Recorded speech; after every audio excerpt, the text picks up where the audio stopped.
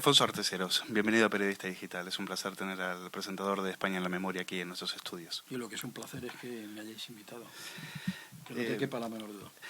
Alfonso, en estas primeras memorias, vamos a llamarlas así, aunque porque no es precisamente un libro de memorias, ¿no? No es una memoria. Yo más bien ahora, después de haberlo realizado y de verlo, saliendo de imprenta, yo diría que es un ejercicio de memoria muy saludable. Yo aconsejo que se haga, aunque no sea para un libro.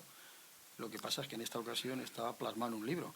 Y además la decisión de hacer este trabajo no ha partido de mí. Ya remontándome años ya incluso mi compañera de viaje, Teresa, mi mujer, y amigos y compañeros de otros medios me decían, tú deberías de escribir un libro. Y yo no me lo planteaba para nada. Digo, no, lo mío más bien es un audiovisual de contenido histórico y cultural, con imágenes, con testimonios, lo que vengo haciendo incluso ya de años remotos, antes incluso de tener la osadía de ponerme delante de una cámara o delante de un micrófono. Y de repente, un día, un personaje que para mí me parece entrañable y muy puesto en historia también, lo que pasa es que lo suyo son más bien las aulas y también los libros, estoy hablando de Luis Eugenio Togores, pues literalmente me secuestró. Entonces yo estaba en el edificio de Intereconomía, llegó con su coche y me dijo, sube, que es que te tengo que llevar a un sitio, que hay una persona que quiere conocerte y que va a ser muy rápido, yo en media hora te vuelvo a traer. Y me llevó directamente a la esfera de los libros, delante de Imelda Navajas, que parece ser que era una seguidora de mis trabajos, no solamente en Intereconomía, sino de otros medios, con anterioridad, ¿no? Y me lo dijo, así a bocajarro, es que quiero que hagas un libro. Y digo, ¿cómo que un libro? Pídeme mejor plantar un árbol. Y me dijo, no, quiero que hagas un libro y tal. Bueno, fueron muy cariñosos conmigo. Me retornó otra vez en su coche a donde en broma he dicho, me raptó, me recogió. Y la verdad es que pasaron 2 o 3 semanas y yo tampoco y ya me llamaron seriamente de la esfera, oye, que aquella reunión que hubo, que has pensado, que tal. Y entonces es cuando me di cuenta de que la cosa iba en serio. Y entonces ya termino, bendita sea la hora que lo hice, porque ha sido una maravilla. Y por eso he dicho antes que se lo aconsejo a todo el mundo. Es porque uno, con el día a día, con el estrés y con estar en la cantidad de charcos que me meto, pues sí, uno le van acompañando los recuerdos, pero uno no profundiza en ellos, porque a través de un recuerdo de repente aparecen diferentes vericuetos, caminos, y entonces, claro, para hacer esto he forzado el músculo de la memoria, la máquina, pum, pum, y yo mismo me he asombrado.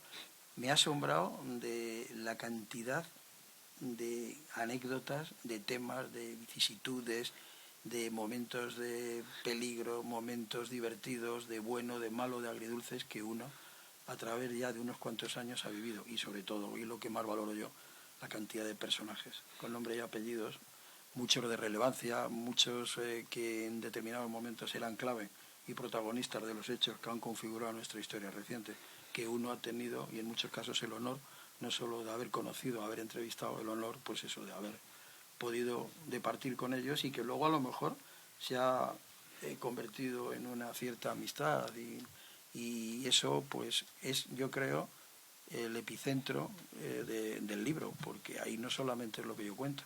Sí, pero España en la Memoria, el programa de Intereconomía, sí que se puede decir que nace de un disgusto, ¿no? Un disgusto en Canal Sur, o sea, precisamente, ¿no? Libro. Sí. Sí, yo por encima de todo soy documentalista. A mí me apasiona la imagen y me parece mágico. Ahí has podido ver que lo cuento. Yo la primera vez que descubro 2 momentos de mi vida, el sonido que se produce cuando se amplifica la vibración de una cuerda metálica, el sonido de una guitarra eléctrica, eso me deslumbró y me provocó una sensación interior de explosión, incluso me provocaba lo que yo creo que a muchos jóvenes de mi época nos provocó, que era luchar contra lo estipulado. Era algo revulsivo. Una guitarra eléctrica en ese momento era un elemento de resistencia, de rebelión. Era algo que era un sonido del futuro, un sonido moderno, pero al mismo tiempo era algo contestatario, era algo que tú lo acabas de expresar muy bien. Y luego, el día que yo, muy jovencito, creyendo que estaba viendo una foto y vi que los muñecos se movían. Entonces, la magia y la fuerza del archivo fílmico. Sí, usted dice, las personas pasan, las imágenes quedan. Y a partir de ahí... ¿Cuándo fue que...? Porque bueno, empecemos por el principio. La guitarra eléctrica y usted tiene un pasado de músico, de rockero, De que músico, pocos conocen. de músico y que fue una maravilla. La música para mí sigue siendo una maravilla y es un elemento que le tengo que agradecer mucho a la música, aparte de cómo me acompaña y cómo me ayuda a recordar. Yo lo utilizo en la elaboración de mis documentales, de mis audiovisuales. Yo siempre, la música tiene un papel fundamental porque la utilizo para ubicar al espectador en el tiempo. Si la música está perfectamente documentada y va justamente y corresponde a la música más oída, más escuchada, en esos momentos en los que se están desarrollando con imágenes y con testimonios los hechos de ese momento, y que al final un hecho más otro configuran toda la historia en el tiempo. Como tú bien sabes, yo estoy metiéndole mano y de alguna forma, humildemente, mi especialidad es el siglo pasado, el siglo XX. Eso. Y entonces hay una banda sonora sentimental del siglo XX, pues como todos, como lo que se va cociendo ahora mismo, ¿no? Musicalmente hablando, en el día a día. Pues entonces, si lo documentas bien, eso te ayuda, porque incluso el que no es melómano también le engancha la música. Ten en cuenta que la música, a base de escucharla, se queda en el subconsciente. Y tú oyes una melodía y te conecta. ¿Cuántas personas... Sí, la música nos lleva un No, recuerdo, ¿cuántas ¿no? personas le conectan con el momento? Pues vamos a ver, pues la música que escuchaba pues un señor ahora respetable cuando era un joven que le acababan de licenciar de la mili, o que conoció a la que es ahora la abuela de sus nietos, porque es su mujer la madre de sus Sí, hijos. dispara un recuerdo automáticamente. Exactamente. Ahora, en su concepción de lo que es la memoria, a usted no solo le interesan los grandes momentos, a usted le interesa el instante de o la memoria de los pequeños recuerdos, de los pequeños Sí, utensilios la que hicieron intrahistoria, ¿no? el costumbrismo. La primera lavadora, la primera nevera, el primer vídeo que llegó a España, la primera cámara, la guitarra eléctrica. Pero ¿De dónde yo le no sale diría, eso? claro, pero no solamente me interesa a mí, o sea, esto en el día a día me lo están demostrando los que siguen mis trabajos, porque la historia no solamente es lo que hemos acostumbrado a estar viendo. Mira, con el tema del audiovisual, yo cuando ya empecé a hacer documentales en España, me di cuenta de que nos llegaban trabajos fantásticamente realizados, con una carga de documentación chapó, pero estaban hechos por los estadounidenses, por los ingleses. Nosotros somos latinos, nosotros tenemos ahí un Mediterráneo que cada vez está el pobre más lamentablemente sucio, pero nosotros, nuestra cultura es distinta. Y de la historia de España, que la historia de España es impresionante. Los Estados Unidos no tienen nada más que el Far West y han sido inteligentes y se han montado una industria que se llama Hollywood. Imagínate lo que harían los Estados Unidos en Hollywood si tuvieran una 5 historia siglos de historia. un poquito menos que nosotros. Y yo me di cuenta de que había que hacer, y sobre todo en algo tan novedoso como es la imagen y el testimonio en audiovisual, la historia de España, la historia reciente. ¿Por qué la historia del siglo XX? Porque es el único siglo del que disponemos de esos archivos, de esas imágenes para poder repasarlo. Pero usted venía de la música, usted fue representante de Ramoncín, Claro, tuvo que ver con el reencuentro del dúo dinámico. Cuéntanos un poco sobre eso. sí, pero ¿Cómo te llegó, tengo que cómo llegó aclarar ahí? que mientras que yo hacía todo eso, yo estaba ya recopilando archivo, e incluso me atreví a empezar a hacer entrevistas ya a personajes.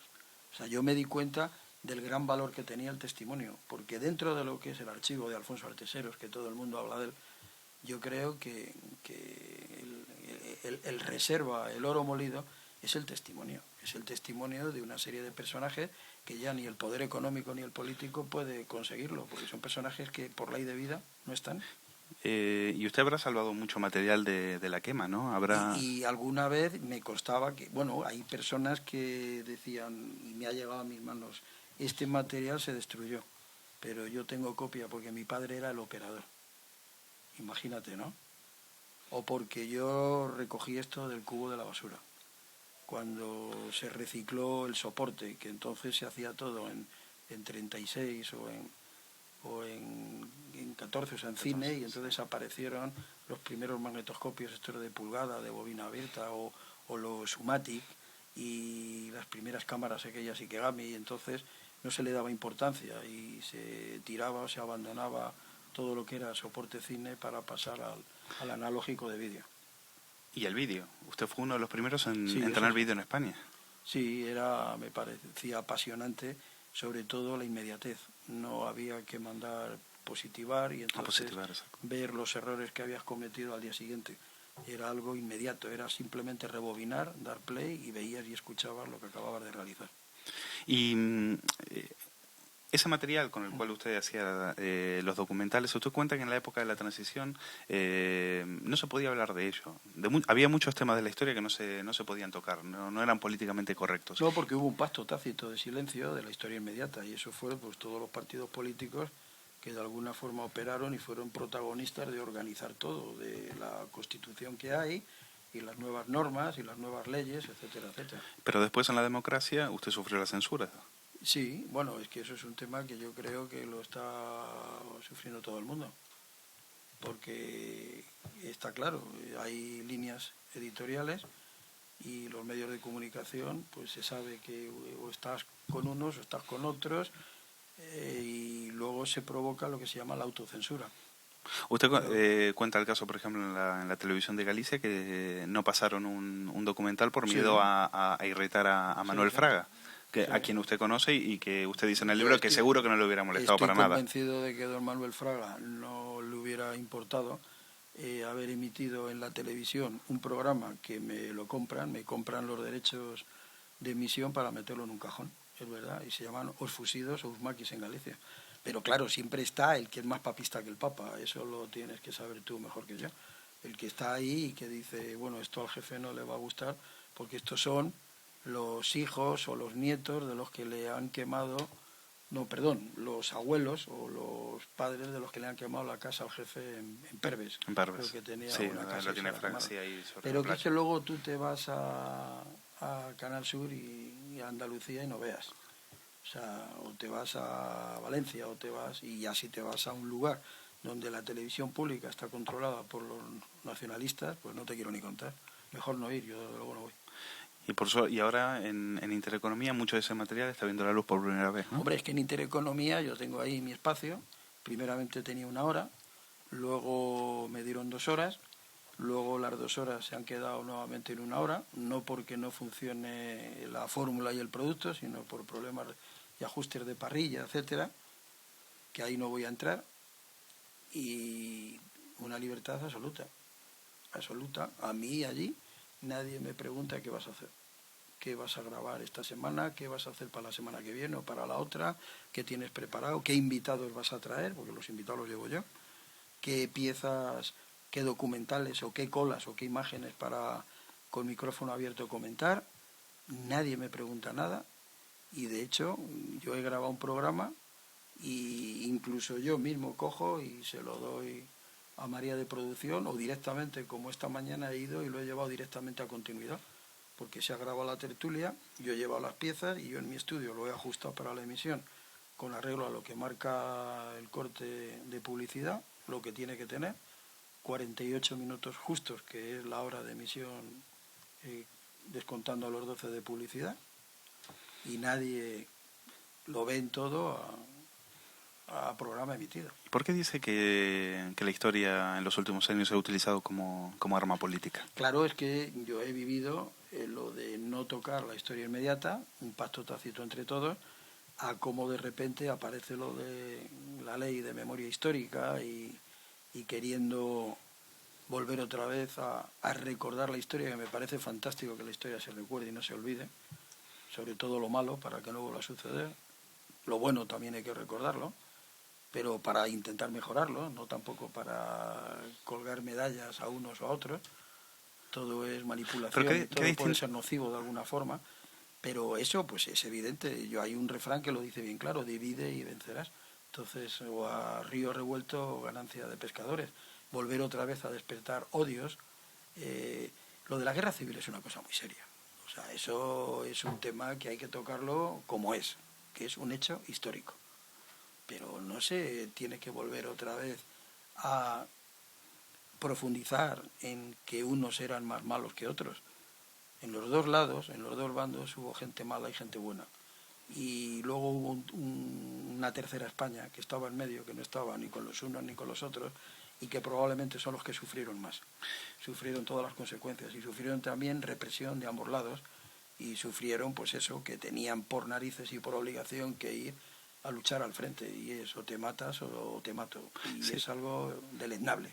sí, usted dice una frase en su libro sobre esta diferencia entre cómo es la memoria de la gente y por otro lado la memoria institucionalizada, ¿no? La memoria que quieren establecer desde el poder.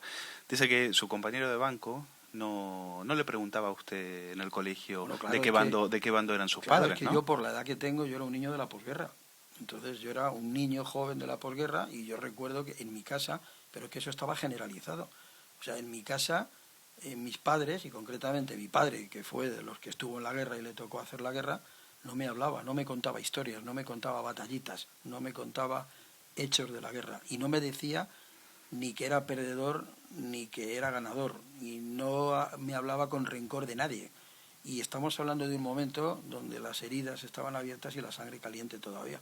Entonces los niños salíamos a la calle cuando la calle era el salón de juegos, cuando en la calle era donde jugábamos todos y estaban las pandillas de amigos y de amigas, etcétera. Y en esa calle y en ese colegio y en ese pupitre, y incluso os lo digo, con la niña con la que me doy el primer beso, pues nadie nos preguntábamos, oye, ¿y tu padre con quién estuvo en la guerra? Porque podíamos haber dicho, y yo podría haber dicho sin ninguna deshonra, pues mi padre fue sargento del lado republicano. Claro. Y Zapatero le dice a las víctimas que él también sufrió porque a su abuelo lo Claro, fusilaron en y la lo guerra saca civil, ¿no? ahora, pero señor presidente, ¿no cree que está un poquito desfasado usted? O sea, ahora usted, hablando de su abuelo, cuando yo a lo mejor sí que podía haber hablado de mi padre y estaba ahí reciente, o sea, no tiene sentido. Lo mejor es no hacer el desmadre de país. Esperemos que no se produzca de cara cuando toque, o bien porque se adelantan o bien porque llegan a su tiempo, que haya gente con la maldad que se viene haciendo en guerras, y como me contó Lister, que cuando iba de retirada con el quinto regimiento para Francia, iban haciendo lo que se llama tierra quemada. O sea, esperemos que después de todo lo que se ha producido en España, que no destruyan más para que el enemigo político cuando llegue lo encuentre todavía todo más esquilmado. Esperemos. ¿Usted inventó el género sorpresa, sorpresa? Porque en eso, la idea de juntar a un guardia civil con el maquis a quien persiguió y Mira, a te voy quien a contar disparó algo, es una historia fascinante. te voy a contar algo que no está en el libro.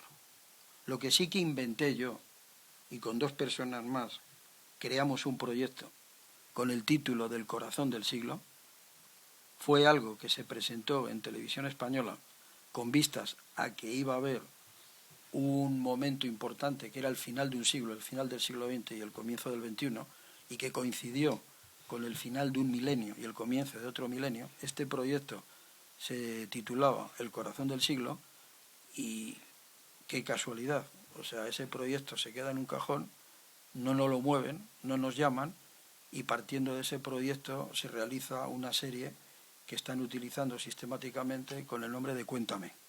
O sea, lo de Cuéntame sí, lo de sorpresa, O sea, sorpresa, no. le plagiaron la idea, los de cuento. Estoy convencido. Estoy convencido porque estaba muy claro. Lo que pasa es que el tema no nos centrábamos en el franquismo. O sea, era desde comienzos del siglo XX, que ahora yo estoy trabajando sobre una serie que arranco. Para los historiadores, el comienzo del siglo XX es con ese acontecimiento triste y lamentable de la guerra de Cuba, la guerra con Estados Unidos, el desastre de la Armada, del almirante Cervera, Filipinas, etcétera. Estoy hablando de 1898. Yo arranco 2 años antes, 1896, que es cuando un operador que se llamaba Promio presenta el cinematógrafo en Madrid, y con el mismo artilugio capta las primeras imágenes del cine que tenemos de España. Entonces, arrancando ahí por orden cronológico, estoy preparando un proyecto con imágenes y testimonios de un equipo magnífico de historiadores para hacer por orden cronológico todos los comienzos, ir adentrándome en el siglo XX. Esto era una familia, dramatización, exactamente lo mismo que Cuéntame, pero se arrancaba en ese año, en 1898, la guerra de Cuba. Entonces iba a haber renovación generacional, o sea, iba a haber fallecimientos de esa familia, nacimientos, y se iba viendo todos esos acontecimientos que van creando por la historia nuestra, la historia de nuestros padres y nuestros abuelos del siglo XX. Sí, pero usted era mucho más que, o es mucho más que un documentalista, porque usted está entrevistando a un maquis a un maquis que fue baleado por un guardia civil con 3 balazos en el cuerpo, etcétera, lo que sea, y por otra puerta le hace salir, sin que lo sepa, le hace salir al guardia civil y los pone a hablar y confraternizan y se cuentan cómo fue eso. Lo que es increíble y usted llorando detrás de la cámara, sí, emocionado, ¿no? Ahí no me emocioné, sí que me emocioné en otra entrevista similar que hice, que era Supervivientes, de la partida de guerrilleros o bandoleros que operaban en la zona del Bierzo, de León, y el único superviviente que quedó de la contrapartida. Contrapartida eran guardias civiles que se iban al monte y que iban pues a luchar y a exterminar a los guerrilleros, o bandoleros, mal llamado maquis, que incluso estos guardias civiles se hacían pasar incluso también por guerrilleros, ¿no? Y era supervivientes de un lado y del otro y que estuvieran enfrentados a muerte. Y eso era muy emocionante ver lo que le decía el uno, lo que le respondía al otro, y el otro y el otro. Y además uno pues había participado en la muerte del jefe del otro y el otro en la muerte del hermano del otro. Entonces eso es algo muy, muy emocionante. Lo que tú hacías referencia era el luego ya posteriormente general Prieto de la Guardia Civil, cómo hablaba con el que le había pegado 3 tiros y en consecuencia de esa detención le había metido 27 años en la cárcel. ¿Cómo está usted? ¿Usted cómo ha quedado? Y enseñándole la rodilla, que en su día se la destrozó, y entran en una discusión sobre las balas, sobre el tipo de balas que utilizó, si era balas de Undún, no hombre, no, era una pistola mía de la División Azul, y el otro, pues mire, y yo me quedé sorprendido, llevaba en el bolsillo como una especie de caja de cerillas donde llevaba toda la metralla, lo que le habían extirpado en la operación que le hicieron de la rodilla. Es una historia fascinante, fascinante como las historias que cuenta aquí en su libro y que invitamos a los lectores de Periodista Digital Fíjate, a que... si yo empezara ahora mismo a trabajar para hacer el libro, sería lo mismo, pero la memoria, mi memoria iría por otros caminos diferentes, las anécdotas y los hechos míos personales serían distintos y probablemente la selección de personajes, a lo mejor alguno coincidiría, pero serían muchos también diferentes, o sea que podemos hacer otros libros más. Pues probablemente, yo al final lo dejo abierto. Si esta entrevista la ve la editora de La Esfera, seguramente lo va a proponer. Ellos ya me han dicho que les ha encantado, vamos, que se lee del tirón y que ya podías ir pensando en hacer la segunda parte. Pues enhorabuena por el libro y esperamos que venga un libro más. Y enhorabuena por el medio. Gracias, Alfonso. Lo sigo yo también. Gracias por estar aquí en Periodista Digital. Es un placer. Gracias.